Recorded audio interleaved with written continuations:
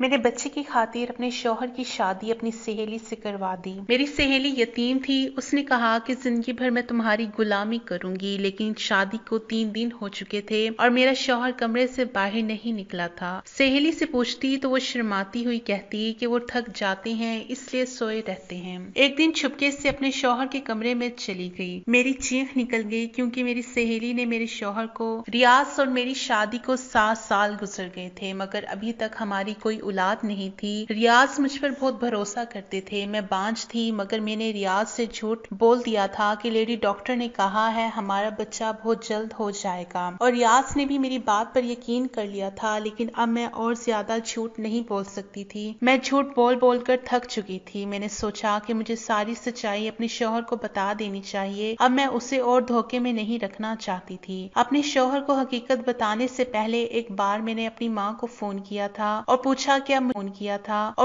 अब मुझे क्या करना चाहिए। अम्मी कहने लगी तुम ऐसा करो कि अपने शौहर की दूसरी शादी करवा दो। तुम्हारा शौहर तुम्हारा एहसानमंद रहेगा और तुम्हें छोड़ने का कभी सोचेगा भी नहीं। अम्मी की बात सुनकर मुझे बहुत ही गुस्सा आया था, साथ ही दुख भी हुआ था। मुझे यही लगा कि मेरी अम्मी मुझसे दुश्मनी निकाल रही है क्योंकि मैंने इनकी बहुत बदनामी कराई थी। मैं गुस्से से बोली अम्मी मुझे आपसे इस बात की उम्मीद बिल्कुल नहीं थी। इतना कहकर मेरे गुस्से से फोन बंद कर दिया था। शाम के वक्त जब रियाज घर वापस आया तो मुझे देखकर बोला क्या बात है आमना, तुमने कमरे में इतना अंधेरा क्यों कर रखा है। मैं बोली मेरी किस्मत में ही अंधेरा लिख दिया गया है, इस अंधेरे का क्या करूं, मैं तो उजड़ गई हूँ। रियाज कहने लगा तुम पागल तो नहीं हो गई हो, ऐसी बातें क्यों कर रही हो। मैं तुम्हारा शौहर तुम्हारे पास मौजूद हूँ, खुदा का दिया हमारे पास सब कुछ है, फिर बैठे बिठाए तुम्हें क्या हो गया है। मैंने रियाज को फिर सब कुछ बता दिया कि मैं बांझ हूँ और मैं कभी मां नहीं बन सकती। आज चेकअप कराने के लिए गई थी। उसने कहा है कि तुम बांझ हो और अब तुम उम्र भर बच्चा पैदा नहीं कर सकोगी। मेरी बात सुनकर रियाज पल भर के लिए उनके चेहरे पर उदासी उभर आई थी, लेकिन फौरन ही उसने मेरा हाथ पकड़ लिया और कहा कोई बात नहीं आमना, मेरे लिए तुम ही काफी हो, मुझे तुम्हारे सिवा कुछ भी नहीं चाहिए। रियाज की तसल्ली देने पर मैंने अपना मूड ठीक कर लिया था, लेकिन एक दिन ये बात मेरी सास को भी पता चल गई और फिर उनका मूड बहुत ज्यादा खराब हो चुका था। एक दिन हमारी पड़ोसन हमारे घर आई हुई थी। मेरी सास उनसे कहने लगी कि तुम मुझे कोई अच्छी सी लड़की ढूंढ दो क्योंकि मैं अपने बेटे की दूसरी शादी करवाना चाहती हूँ। हमारी पड़ोसन कहने लगी तुम्हारी पहली बहू को क्या हो गया जो तुम अपने बेटे की दूसरी शादी करवाना चाहती हो। तब मेरी सास बोली वो बेचारी तो बांझ है, अब हमें तो अपनी नस्ल बढ़ानी है ना, इसलिए मुझे अपने बेटे की दूसरी शादी करनी पड़ेगी। ये सब बातें सुनकर मैं थर थर कांपने लगी थी। जब रियाज घर वापस आया तो मैंने रो रो कर उसे सारी कहानी सुनाई। रियाज ने मेरा हाथ पकड़ा और मुझे कमरे से बाहर ले गया और अपनी माँ के पास खड़ा करके बोला अम्मी आमना के अलावा मैं किसी लड़की के बारे में सोच भी नहीं सकता और मुझे बच्चों से ज्यादा अपनी बीवी से मोहब्बत है, इसलिए आज के बाद आप मेरी दूसरी शादी की बात भी मत करना। मेरी सास ने गुस्से से सर झटका और कहने लगी मैंने तो आज तक ऐसा मर्द नहीं देखा जो अपनी बांझ बीवी के इस कदर नाज नखरे उठाता हो। जबकि रियाज की बातें सुनकर मेरा हौसला बढ़ गया था। मैं बहुत ज्यादा खुश हो गई थी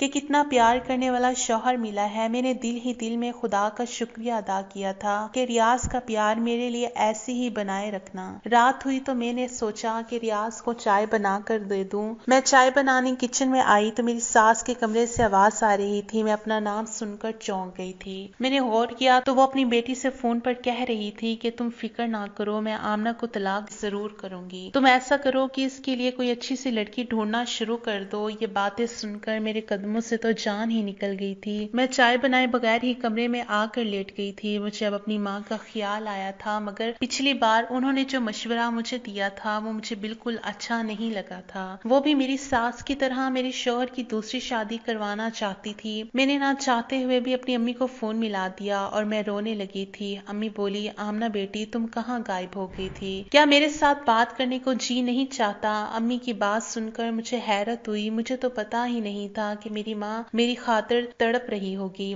मैं कहने लगी अम्मी मेरी जिंदगी पहले तो बहुत अच्छी थी, मगर जब से मुझे इस बात का पता चला है कि मैं बांझ हूँ तब से हर वक्त मेरे सर पर तलवार लटकती रहती है। मेरी सास ने पड़ोसन से कहा है कि मेरे बेटे के लिए रिश्ता ढूंढो, तो कभी अपनी बेटी से कहती है कि इस बार बहू मैं अपनी पसंद की लेकर आऊंगी, तुम अपने भाई के लिए रिश्ता ढूंढो। अम्मी रियाज बहुत ही अच्छा इंसान है, मेरी खातिर अपनी माँ से लड़ जाता है, मगर आखिर है तो मर्द ही ना, कब तक मुझे अपने दिल की रानी बना कर रखेगा। एक ना एक दिन तो उसे इस बात का एहसास हो ही जाएगा कि उसकी जिंदगी में भी एक बच्चा होना चाहिए और उसे दूसरी शादी कर लेना चाहिए। अम्मी कहने लगी, मुझे एहसास है कि इस वक्त तुम पर क्या गुजर रही होगी, इसलिए तो तुम्हें उस दिन इस बात का मैंने बोला था कि तुम रियाज की दूसरी शादी खुद अपने हाथों करवा दो। वो अपनी करोड़ों की जायदाद यूं ही तो छोड़कर नहीं जाएगा। जाहिर सी बात है उसे वारिस चाहिए होगा, आज नहीं तो कल वो दूसरी शादी के बारे में जरूर सोचने लगेगा। अगर तुम्हारे शौहर ने अपनी मर्जी की लड़की से शादी कर ली तो फिर सोचो तुम्हारा क्या होगा। मेरी मानो तो किसी गरीब घर की लड़की से उसकी शादी करवा दो, वो तुमसे दब कर रहेगी और तुम्हारी एहसानमंद भी रहेगी और कभी भी तुम्हारी जगह हासिल करने की कोशिश नहीं करेगी। बच्चा पैदा करेगी तो तुम भी बराबर की माँ कहलाने की हकदार होगी। अम्मी की बातें सुनकर मुझे लगी, अम्मी आपकी नजर में कोई ऐसी लड़की हो तो मुझे जरूर बताना। मैंने सोच लिया था कि रियाज की दूसरी शादी करवाए बगैर मेरा अब इस घर में गुजारा मुमकिन नहीं है। हालांकि ये बात मेरे दिल पर किसी क़यामत की तरह गुजर रही थी कि मैं खुद अपने ही हाथों अपने शौहर की शादी करवा रही थी, लेकिन ये मेरी मजबूरी थी और मुझे रियाज पर यकीन था कि रियाज का प्यार मेरे लिए कभी भी कम नहीं होगा और इसीलिए मैं घर वालों से चोरी छुपे रियाज के लिए लड़की ढूंढने लगी थी। मैं गांव की रहने वाली थी, गांव की चौधरी और सरपंच की इकलौती बेटी थी। मेरे माँ बाप और भाई मुझ पर जान छिड़कते थे। मेरी जिंदगी बहुत ही खूबसूरत थी, मगर मुझे सिर्फ एक ही चीज की कमी थी और वो ये थी कि मेरा रिश्ता मेरे माँ बाप ने बचपन में ही तय कर रखा था और जिस लड़के से मेरा रिश्ता तय था उसका नाम राशिद था। उसने आज तक स्कूल की शक्ल तक नहीं देखी थी, जबकि मैंने इंटर किया हुआ था। हमारे गांव में लड़की अगर इंटर पास कर ले तो उसको बहुत बड़ी बात मानी जाती थी और फिर राशिद बहुत ही अजीब किस्म का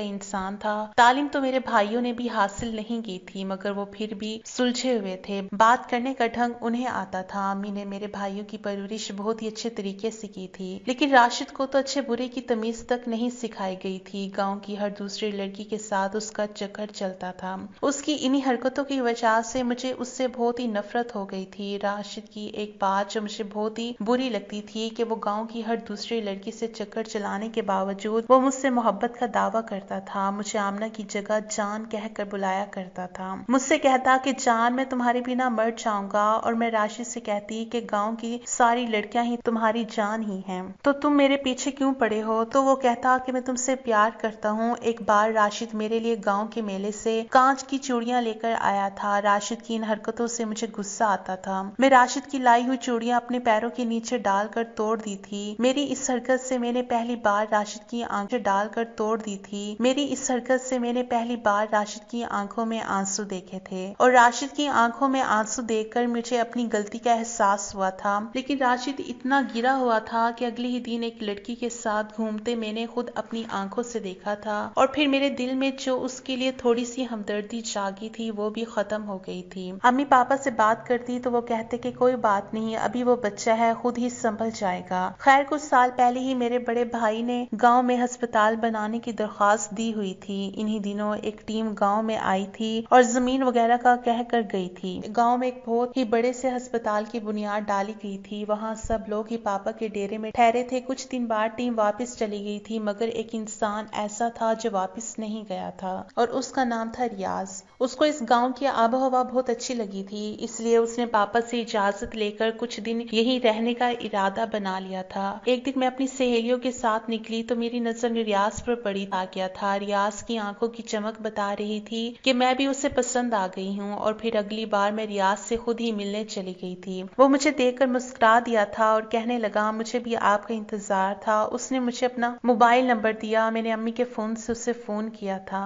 और हम दोनों की मोहब्बत परवान चढ़ने लगी थी। वो कहने लगा मैं तुम्हें अपनी जिंदगी में शामिल करना चाहता हूँ। तब मैंने उसे अपने मंगेतर राशिद के बारे में सब कुछ बता दिया था। वो मेरी बात सुनकर बहुत हैरान हुआ था। कहने लगा वो तो बहुत ही अजीब इंसान है, मैं उसके साथ 2 मिनट खड़ा रहकर बात भी नहीं कर सकता। तुम उसके साथ पूरी जिंदगी कैसे गुजारोगी। मैंने रियाज से कहा कि तुम अपना रिश्ता लेकर मेरे घर आओ, हो सकता है मेरे माँ बाप को मुझ पर तरस आ जाए। रियाज ने हामी भरी थी और वापस शहर चला गया था और फिर पूरे 1 हफ्ते बाद अपनी बहन और अपनी माँ के साथ वापस लौटा था। उसने मेरा रिश्ता मांगा था, मगर मेरे पापा ने मना कर दिया था। मैं बहुत बेचैन हो गई थी। मैं हर वक्त रोती रहती रहती थी। मेरी भाभी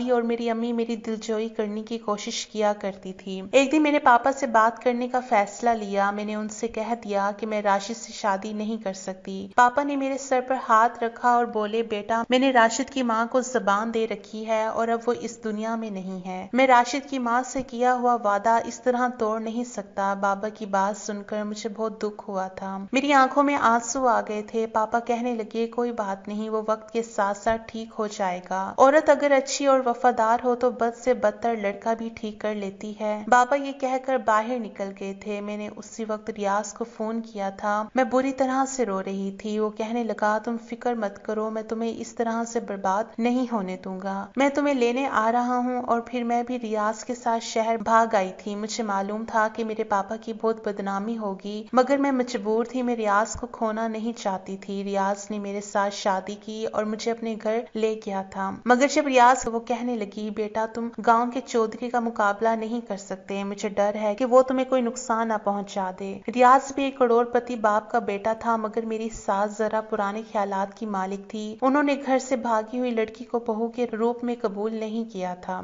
उन्होंने मेरे और रियाज के बीच इख्तिलाफात डलवाने की हर मुमकिन कोशिश की थी, लेकिन रियाज एक अच्छा शौहर साबित हुआ था। जिंदगी के हर मोड़ पर उसने मुझे इज्जत दी थी। यह भी खुदा का शुक्र था कि मेरे पापा और भाइयों ने मेरा पीछा नहीं किया था, नहीं तो मेरी जिंदगी जहन्नुम बन जाती। खैर, जहन्नुम तो अब भी बनी हुई थी, क्योंकि मुझे इस बात का पता था कि मैं बांझ हूँ, बच्चा पैदा नहीं कर सकती। मुझे यही ख्याल आता था कि मेरे साथ ये सब मेरे माँ बाप की बद्दुआ का नतीजा तो नहीं है। खैर, अब मैंने अपने शौहर की दूसरी शादी करवाने की सोच ली थी। मैं अपनी सास की जिद के आगे अपनी जिंदगी तबाह होने नहीं देना चाहती थी। इसलिए मैंने अपनी सास से चोरी छुपे मोहल्ले की एक औरत को कुछ पैसों के बदले अपने साथ मिला लिया था। मैंने उससे कहा था कि तुम मुझे किसी मजबूर, गरीब, लाचार सी लड़की का रिश्ता ला कर दो और इस बात का किसी को पता नहीं चलना चाहिए। उस औरत ने मुझे अपने घर पर बुलाया था। उसने मेरे सामने एक लड़की की तस्वीर रखी थी। मैं तो उसकी खूबसूरती देखकर ही दंग रह गई थी, क्योंकि वो मेरी बहुत पुरानी सहेली थी, स्कूल के दौर की। रिश्ता करने वाली वो औरत कहने लगी, ये लड़की यतीम है और अपने चचा के साथ रहती है। इसकी चाची चाहती है कि ये जल्द से जल्द अपने घर की हो जाए। मैं तो लड़की की तस्वीर देखकर बोली, आंटी, मैं कभी अपने शौहर की शादी इस लड़की से नहीं करूंगी। इसका हुस्न तो देखो, मेरा शौहर तो इसके इश्क में पागल ही हो जाएगा। वो औरत कहने लगी, बेटा, ये रिश्ता बहुत ही अच्छा है, इसको हाथ से मत जाने दो। ये बहुत ही सीधी सादी सी लड़की है, तुम्हारे सामने दब कर रहेगी। मेरा जी तो नहीं मान रहा था, मगर मैंने उस आपदा नाम की लड़की का रिश्ता कबूल कर ही लिया। मैं तस्वीर लेकर घर पहुंची तो बड़ा अजीब सा मंजर देखने को मिला था। मेरा शौहर और ननद उसके सामने बैठी हुई थी। मेरी ननद बोली, भाई, आप एक बांझ लड़की के साथ जिंदगी क्यों गुजारना चाहते हैं? मैंने और अम्मी ने तुम्हारे लिए एक बहुत ही अच्छी लड़की देखी है, तुम उससे शादी कर लो। जिस पर रियाज बोला, आप दोनों अब बस भी करो। मैंने पसंद की शादी करके कोई इतना बड़ा जुर्म नहीं कर लिया कि आप मुझे हर वक्त ताने देते रहते हैं। मैंने आपसे कह दिया है कि आमना के अलावा मैं किसी को भी कबूल नहीं करूंगा। वो मेरी बीवी है और मरते दम तक वही मेरी बीवी रहेगी। जहाँ सास और नंद की बातों ने मेरा दिल छलनी कर दिया था, वही रियाज की बातें सुनकर मुझे बहुत ही हिम्मत मिली थी। मैं उनसे कुछ बोले बिना ही कमरे में चली गई थी। थोड़ी देर बाद रियाज भी मेरे पीछे ही आ गया था। वो कहने लगा, तुम मम्मी की बातों को दिल पर मत लेना। मैं बोली, आप दूसरी शादी कर लें रियाज मेरी बात पर हैरान हो गया था। वो कहने लगा, मैं ऐसा हरगिज नहीं कर सकता। मैंने कहा, आपको दूसरी शादी की इजाजत दे रही हूँ, मगर आप मेरी पसंद की लड़की से ही शादी करेंगे, अपनी माँ की पसंद की लड़की से नहीं। रियाज कहने लगेंगे, अपनी माँ की पसंद की लड़की से नहीं। रियाज कहने लगा, तुम्हारे अलावा मैं किसी को कबूल नहीं कर सकता, फिर वो चाहे तुम्हारी पसंद की हो या फिर अम्मी की पसंद की, उससे कोई फर्क नहीं पड़ता। मैं बोली, मुझे बच्चे की ख्वाहिश है, आपकी शादी हो जाएगी तो हमारे घर भी बच्चे होंगे, मेरी तरसी हुई ममता को सुकून मिल जाएगा। रियाज ने इनकार कर दिया और कमरे से बाहर चला गया, जबकि मैं वहीं बैठी रोती रही। सच तो ये है कि मुझे बच्चों की कोई ख्वाहिश नहीं थी। मैं तो ये सब बस रियाज को खोने की डर की वजह से कर रही थी। खैर, कुछ दिन बाद मेरे और रियाज के बीच नाराजगी रही थी, मगर मैंने उसे रो रो कर दूसरी शादी के लिए तैयार कर ही लिया था। मगर मैं खुश नहीं थी। आबदा मेरी सहेली थी और जिस दिन वो मेरी सौतन बनकर मेरे घर आई थी, मेरी सास ने खूब हंगामा मचाया था। उन्होंने रियाज के साथ भी बहुत लड़ाई की थी कि कम से कम दूसरी शादी तो मेरी मर्जी से कर लेते। सास को यूं जलता हुआ देखकर वैसे तो मुझे सुकून मिल जाना चाहिए था, मगर मैंने वो पूरी रात इंगारों पर गुजारी थी। मैं पूरी पूरी रात रोती रही। मेरी रूह को छलनी करने के लिए काफी था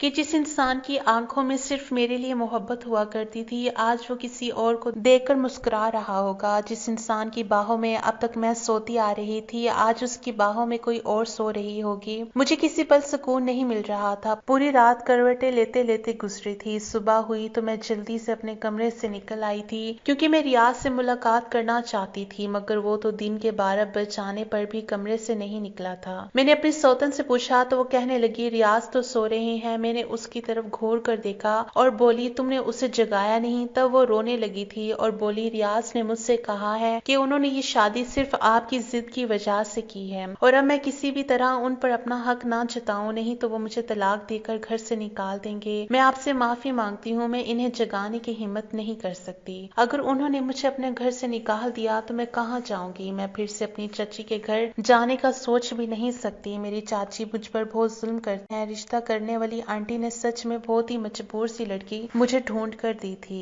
मैंने सोचा कि रियाज मुझसे नाराज होंगे, खुद ही जब मूड ठीक हो जाएगा तो कमरे से बाहर निकल आएंगे, मगर मेरी ये गलत फहमी थी। रियाज की शादी को आज तीसरा दिन था, मगर वो अभी तक कमरे से बाहर नहीं निकला था। मुझे अजीब से ख्याल सताने लगे थे, इसलिए जब एक दिन आबदा किचन में बिजी थी तो मैं उसके कमरे में चली गई थी। रियाज अपने मोबाइल पर बिजी था। कदमों की आवाज सुनकर बोला, आ गई मेरी प्यारी आबदा। ये लफ्ज हथौड़े की तरह मेरे सर पर आकर लगे थे। मैं वापस इन्हीं कदमों से लौट आई थी। क्या सिर्फ 3 ही दिनों में आबदा ने रियाज को अपना बना लिया था? मेरी आंखों से आंसू बहने लगे थे। मेरा दिल बहुत ही तड़प रहा था। मैं अपनी सास के कमरे की तरफ बढ़ी थी, तब पता चला कि मेरी तो ननद भी आई हुई थी। मेरी सास अपनी बेटी से कह रही थी, देखा तुम्हारी माँ कितनी सियानी है। मैंने एक ही चाल चली कि सांप भी मर गया और लाठी भी नहीं टूटी। आमना बेचारी को तो ये भी नहीं मालूम कि उसने अपने शौहर की शादी से करवाई है। वो मेरी पसंद की लड़की थी और फिर रियाज भी आबदा पर पहले ही नजर में फिदा हो गया था।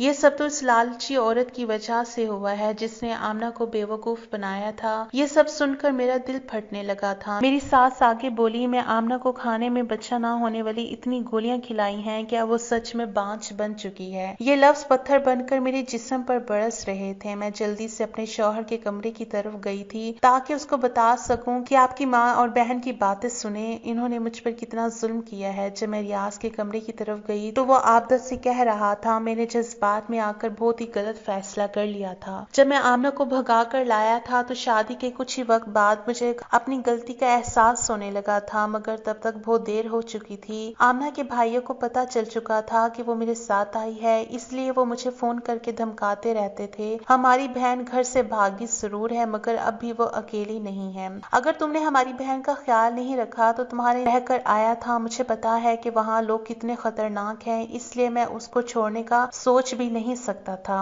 अब अम्मी ने मोहल्ले की एक औरत के साथ मिलकर मेरी बीवी को पागल बनाया और उसी के हाथों मेरी शादी तुम्हारे साथ करवा दी है। और मेरी जान, तुम भी मुझे पहले ही नजर में भाग गई हो। जिंदगी भर अब तुम मेरे साथ रहोगी। हाय, मैं ये क्या सुन रही थी? ये वही रियाज था जिसकी वजह से मैंने खुद की जिंदगी दांव पर लगा दी। मैं दबे कदमों के साथ रियाज के कमरे में चली गई थी। वो मुझे अपने सामने देखकर हैरान हो गया था। उसे शायद उम्मीद नहीं थी कि मैं उसका राज इतनी जल्दी जान लूंगी। मैं बोली, रियाज अगर छोड़ना ही था तो यूं ही छोड़ देते, मुझे बांझ बनाना जरूरी था? क्या किसी इंसान से खुदा की दी हुई सौगात छीन लेना उसका खून कर देने के बराबर होता है? तुम सब ने मिलकर मुझे बेमौत मार दिया है। इतना कहकर मैं उसके कमरे से निकल आई थी। वो मेरे पीछे आया था, कमरे का दरवाजा कहकर मैं उसके कमरे से निकल आई थी। वो मेरे पीछे आया था, कमरे का दरवाजा खटखटाता रहा, मगर मैंने दरवाजा नहीं खोला। फिर इसी रात में रियाज के घर से और उसकी जिंदगी से हमेशा के लिए निकल आई थी। मैं अब एक यतीम खाने में रहती हूँ। मैंने रियाज से अभी तक तलाक नहीं ली है, क्योंकि अब मुझे किसी भी मर्द पर यकीन नहीं था। तो फिर तलाक लेने का क्या फायदा? मैं अम्मी से फोन पर बात कर लिया करती हूँ। वो मुझसे मिलने भी आती है, वो मुझे घर ले जाना चाहती है, मगर मुझ में इतनी हिम्मत नहीं है कि मैं अपने भाइयों और अपने बाप का सामना कर सकूं।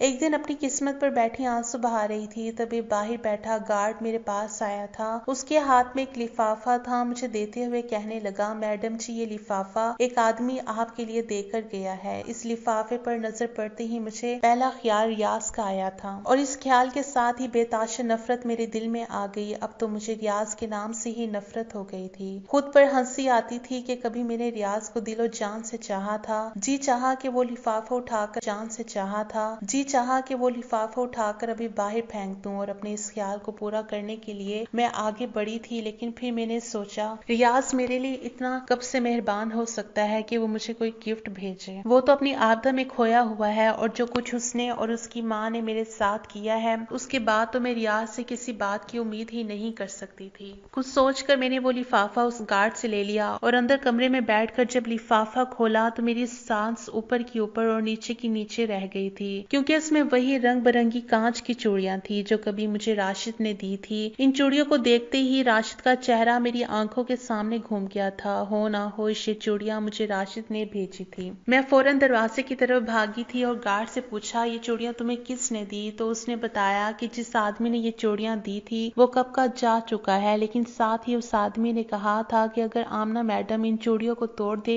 तो तुम इन कांच की चूड़ियों के टुकड़ों को संभाल कर रख लेना और मुझे दे देना। पूछी है, मेरी आंखों से बेताशा आंसू बह रहे थे। लोफर और लापरवाह राशिद का चेहरा मेरी आंखों के सामने घूमने लगा था। क्या राशिद को मैं अब भी याद थी? क्या राशिद अब भी मुझसे मोहब्बत करता है? लेकिन मैं अब किसी पर यकीन नहीं कर सकती थी। मैं कांच की चूड़ियों को हाथ में थामे वापस कमरे में आ गई थी और अगले दिन जब मेरी माँ मुझसे मिलने आई तो मैंने राशिद के बारे में पूछा था और राशिद के बारे में जो कहानी मुझे मेरी माँ ने सुनाई उसे सुनकर मेरा दिल तड़प उठा था। माँ ने बताया कि जिस दिन तुम रियाज के साथ घर से भाग गई थी उस दिन राशिद बहुत रोया था। उसकी चीखों से पूरा गांव अपना दिल थाम के रह गया था। वो चीख चीख कर बस आमना आमना पुकार रहा था। मुझे याद आया कि माँ ने बताया कि तुम्हारे जाने के बाद वो एकदम बदल गया था। उसने अपने बाप की सारी जमीनों को बेचकर गांव में एक स्कूल खुलवाया था। उसे लगता था कि तुम उसे अनपढ़ होने की वजह से छोड़ गई हो। स्कूल में टीचर रखकर उसने गांव के बच्चों को फ्री में पढ़ाना शुरू किया था। साथ साथ शहर में अपना एक बिजनेस भी खड़ा किया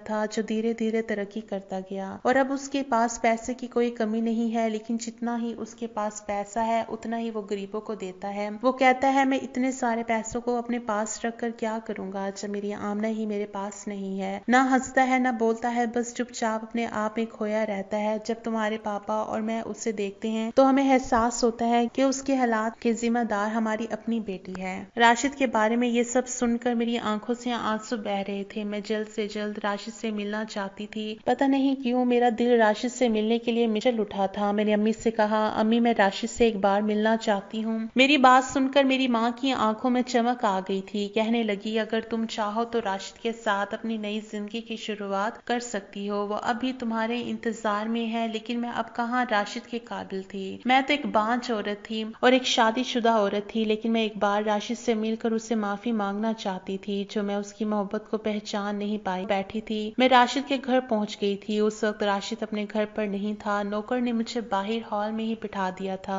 मम्मी और मुझे बैठे काफी देर हो गई, लेकिन राशिद अभी तक नहीं आया था। तब मैं नौकर से पूछकर राशिद के कमरे में चली गई थी। साफ सुथरा कमरा, ऐसा लग रहा था कि ये बहुत ही पढ़े लिखे इंसान का कमरा है। और फिर अचानक ही मेरी नजर एक ऐसी चीज पर पड़ी कि मैं वहीं दिल थाम कर बैठ गई थी। सामने ही दीवार पर शीशे लगे फ्रेम में उन्हीं कांच की टूटी चूड़ियों के टुकड़ों से आमना लिखा हुआ था, जिसका मतलब है राशिद मुझसे उसी वक्त से इतनी मोहब्बत करता था और मैं उसकी मोहब्बत को पहचान नहीं पाई थी। राशिद ने जब मुझे पहली बार चूड़ियां गिफ्ट की थी और मैंने उन्हें पैरों से कुचल कर तोड़ दिया था, राशिद ने उन चूड़ियों के टुकड़ों को संभाल कर रखा हुआ था और आज तक उन्हें संभाल कर रखे हुए था। मेरी आंखों से आंसू बह रहे थे और पता ही नहीं चला कि राशिद मेरे पीछे आकर खड़ा हो गया था और जब उसने आमना कहकर पुकारा तो मैं अचानक ही पलटी थी। वो तो बिल्कुल पहचान में ही नहीं आ रहा था। वो लापरवाह सा लोफर सा राशिद कहीं खो गया था। मेरे सामने एक हैंडसम लड़का खड़ा था जिसे देखकर कोई ये नहीं कह सकता था कि वो अनपढ़ है। मैं रोती हुई अचानक ही राशिद के सीने से जा लगी थी। मैंने सारी हदें तोड़ दी थी। मैं ये भूल गई थी कि मैं शादीशुदा हूँ और राशिद से मेरा कोई ताल्लुक था। राशिद बहुत देर तक यूं ही खड़ा रहा और मैं राशिद के सीने से लगी रही। मेरे मुंह से बस यही लफ्ज निकल रहे थे, राशिद मुझे माफ कर दो, मैंने तुम्हारा दिल दुखाया है, शायद इसलिए खुदा ने मुझे इतनी बड़ी सजा दी है। बहुत देर बाद राशिद ने मेरे सर पर हाथ रखा था। उसने कहा, मैंने तुम्हें कभी कसूरवार ठहराया ही नहीं था। गलती तो मेरी ही थी जो मैं तुम्हारी उम्मीदों पर पूरा नहीं उतरा। मैं आंसू पोंछती हुई राशिद के सीने से अलग हुई थी।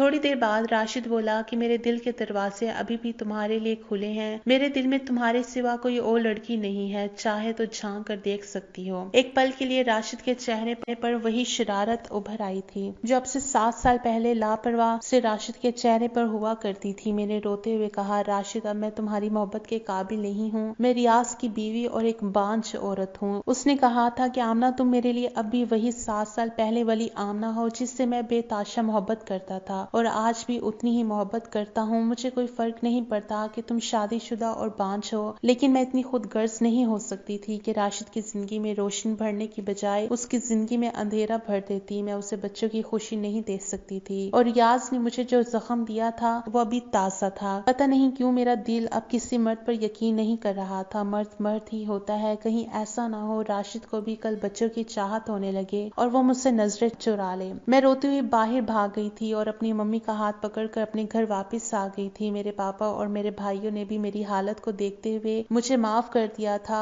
अगले दिन फिर राशिद मेरे पास आया था। उसने उदासी भरे लफ्जों में कहा था, मोहब्बत इतनी खोखली है कि खुदा ने मुझे दूसरी बार मौका दिया और तब भी तुमने मेरी मोहब्बत को ठुकरा दिया। अगर आज तुमने मेरी मोहब्बत को नहीं अपनाया तो मैं हमेशा हमेशा के लिए तुम्हारी जिंदगी से चला जाऊंगा, कभी लौटकर तुम्हारे पास नहीं आऊंगा। मैं ये कांच की चूड़ियां तुम्हारे लिए लेकर आया हूँ। अगर तुम्हें मेरी मोहब्बत कबूल है तो तुम इन्हें पहनकर बाहर आ जाना, नहीं तो इन्हें तोड़कर इनके टुकड़े मेरे पास ले आना। ये कहकर राशिद कांच की चूड़ियां मेरे बेड पर रखकर चला गया था। मैं बहुत देर तक इन कांच की चूड़ियों को देखती रही थी। खुदा ने मुझे दूसरा मौका दिया था, एक सच्चे प्यार को पाने का मौका दिया था और अब मैं इस मौके को छोड़ना नहीं चाहती थी। मैंने वो कांच की चूड़ियां उठाई और अपने हाथों में पहन ली थी। जब मैं बाहर निकल कर आई तो राशिद मम्मी के साथ बातों में बिजी था। मैंने अपने हाथ पीछे कर रखे थे। मुझे बाहर आते देखकर राशिद के चेहरे का रंग बदल गया था। यही सोच रहा था कि मैं चूड़ियों के टुकड़े करके लेकर आई हूँ और जब मैंने हाथ सामने किए थे तो वो खुशी से उछल पड़ा था। उसने मम्मी का लिहाज किए बिना मेरे हाथों को चूम लिया था। मम्मी ने खांसकर अपनी मौजूदगी का एहसास दिलाया था और उसने जल्दी से मेरे हाथ छोड़ दिए थे। मैं हंसती हुई अपने कमरे में भाग गई थी। मेरी तरफ से हाँ होते ही शादी की तैयारियां शुरू हो गई थी। उधर मेरे भाइयों और बाप ने रियाज से तलाक लेने के लिए कोर्ट में अर्जी दे रखी थी। एक हफ्ते में ही मेरा और रियाज का तलाक हो गया था और मेरी शादी मेरी इद्दत पूरी होने के बाद राशिद से हो गई। मेरे माँ बाप ने मेरी शादी बहुत ही धूमधाम से की थी। ऐसा लग रहा था कि ये शादी मेरी पहली शादी है। शादी की खुशी क्या होती है वो मुझे अब महसूस हो रही थी।